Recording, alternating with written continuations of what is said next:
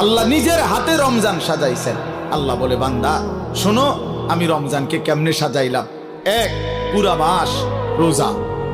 2, প্রতিদিন ইফতার। 3, প্রতিদিন সাহারি।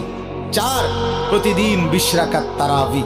5, শেষ দশকে এতেকাফ। 6, শেষ দশকের বেজর রাত্রিতে শবে কদর। এরপরে 7, একটা নফল একটা ফরজের সমান। 8, একটা ফরজ 70টা ফরজের সমান। 9, প্রথম দশক রহমত।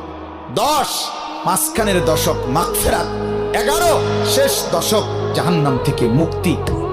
আল্লাহ বলেন, জান্নাতের দরজা খুলে দিলাম, জাহান্নামের দরজা বন্ধ করে দিলাম, সমস্ত শয়তানগুলোকে শেকলে বন্দী করে দিলাম, চারিদিক দিয়া গোলাইয়া সব গুছাইয়া বান্দা রাস্তা কেবল একটাই খোলা, দরজা কেবল একটাই খোলা।